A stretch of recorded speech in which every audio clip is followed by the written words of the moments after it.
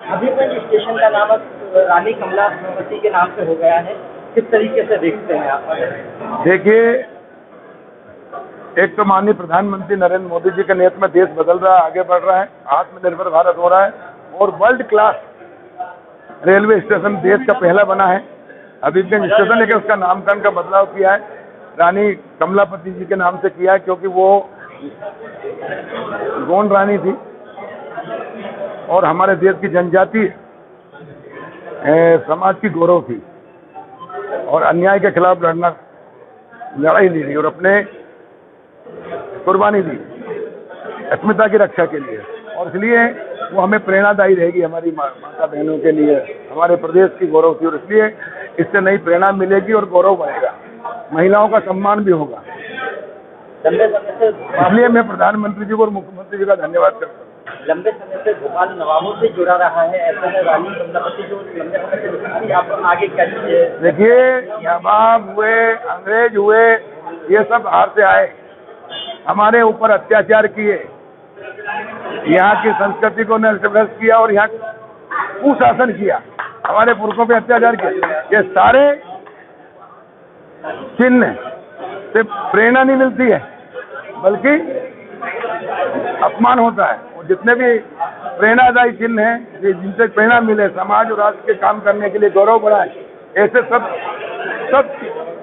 वर्ग को बढ़ाने का काम भारत सरकार और प्रदेश सरकार कर रही है, ताकि भारत का गौरव बढ़े, भारत के लोग समाज और देश के लिए जीना इनसे प्रेरणा लेकर सीखे, ताकि राष्ट्र आत्मनिर्भर होते हुए विश्व गुरु के स्थान पर पहुंचे। पिछले कुछ समय से हम देख रहे हैं कि कांग्रेस और गुलामी के चिन्ह सब मिट रहे हैं। पिछले कुछ समय से हम देख रहे हैं कि कांग्रेस नेताओं के लगातार विवादास्पद बयान आ रहे हैं, संस्कृति में लेकर टिप्पणी कर रहे हैं, चाहे सलमान हुसैन की किताब हो या फिर राशिद अली का जो बयान हो, जिस पर राहुल गांधी का भी समर्थन मिला, उसको किस तरीके से? देखिए, कांग्रेस अब नेतृत्व में चली गई है, अपने कर्मों से खत्म हो गई है। कांग्रेस ने जनता का विश्वास तो खोई, कांग्रेस ने कांग्रेस के कार्यकर्ता और कांग्रेस के जनप्रतिनिधियों का विश्वास भी खो दिया।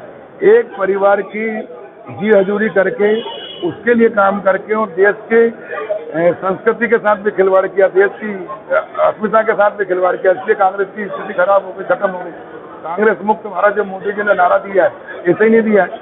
कांग्रेस मुक्त भारत यानी स्वाभिमानी, पुरुषार्थी, चरित्रवान और देशभक्ति से ओतप्रोत देश। कांग्रेस ने इस देश को भ्रष्टाचार दिया, इस देश को जातिवाद दिया, इस देश को पिछड़ापन दिया, लेकिन जब से मोदी जी प्रधानमंत्री बने तब से सारे काम हो रहे हैं देश के अंदर। देश अपने पैर पर खड़ा हो रहा है, आत्मनिर्भर बनना है, सबका साथ, सबका विकास, सबका विश्वास और सबका प्रयास से ये देश आगे बढ़ेगा। और इसलिए देश की जनता का दिल और विश्वास जीता है। और कांग्रेस ने एक परिवार के लिए काम करके और भ्रष्टाचार करके और तुष्टीकरण की नीति अपनाकर पूरी कांग्रेस को खत्म कर ली और इससे जनता का विश्वास हो चुकी है। अब तो कांग्रेस के कार्यकर्ता नेताओं का विश्वास कांग्रेस पर नहीं रहा। कांग्रेस हिंदू और हिंदुत्व को अलग अलग बताती है, किस तरीके से देखते हैं और क्या कहना चाहेंगे? कांग्रेस हिंदुत्व और हिंदू को अलग अलग बताती है, दोनों चीजें अलग अलग है, तो किस तरीके से देखते हैं आप? हिंदू एक सनातन संस्कृति है, प्रभाव है। हिंदुत्व इस देश की आत्मा है और इसलिए कोई भी चीज अगर उसकी शरीर से आत्मा निकाल दो तो शरीर नहीं रहता है।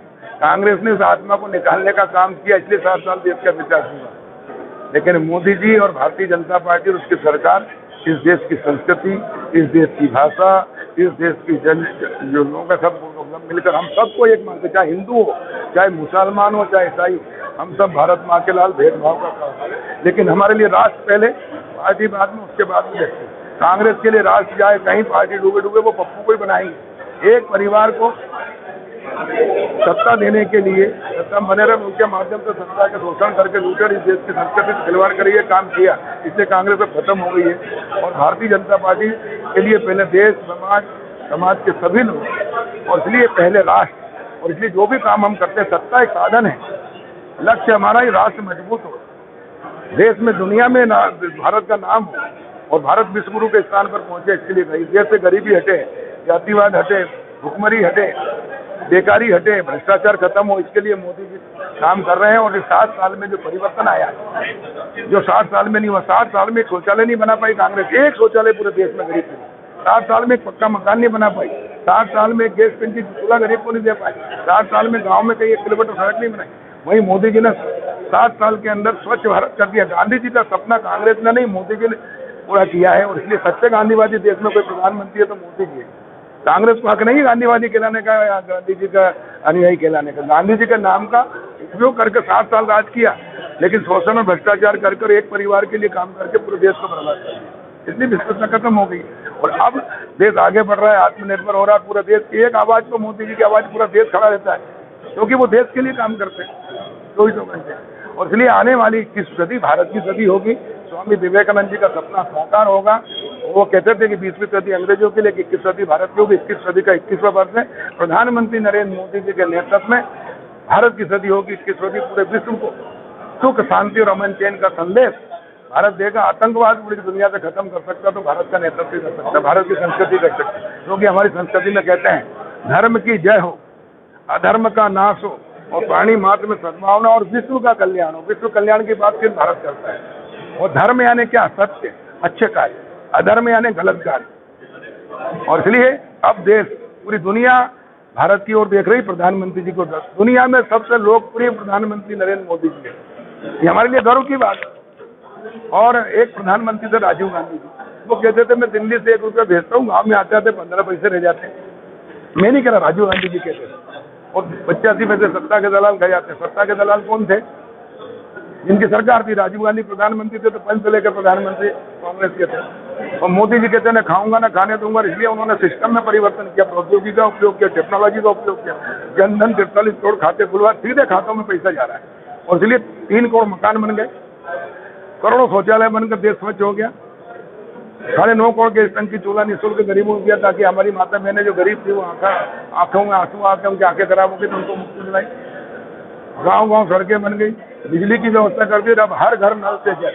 और अब प्रधानमंत्री स्वामित्व योजना, गांव की जो आबादी में गांव में रहते हैं हम लोग वर्षों से रहते हैं, लेकिन गांव में 1 करोड़ का मकान है, 1 रुपए की जमानत नहीं ले सकता, 1 रुपए का लोन नहीं ले सकता, 1 रुपए की लिमिट नहीं। लेकिन अब सर्वे होकर हो रहा, तो उससे अब वो खेती के साथ व्यापार, व्यवसाय, उद्योग भी कर सकेगा। तो वो भी आगे बढ़ेगा, उसकी भी आय बढ़ेगी। और इस प्रकार गांव आत्मनिर्भर होंगे तो देश आत्मनिर्भर होगा। यही मोदी जी का जो सपना है, संकल्प है, जिसके उद्देश्य, जिस कारण सरकार आई। मैंने कहा ना, सरकार एक साधन है। लक्ष्य हमारा इस देश को, हर नागरिक को आत्मनिर्भर बनाना है, 2 हाथ को काम देना और सम्मान के साथ जीने का अधिकार देकर पूरी दुनिया में भारत को सिरमौर होना। और उसकी ओर हम अग्रसर है। हम सब सौभाग्यशाली है। मैं देश की जनता को बधाई देता हूँ कि उन्होंने एक ऐसा प्रधानमंत्री चुना है जो भारत को दुनिया में सिरमौर बनाएगा और पूरी दुनिया की समस्याओं का निराकरण करेगा। भारत आतंकवाद भी भारत की संस्कृति से खत्म होगा, क्योंकि भारत की संस्कृति जी और जीना दोस्ती।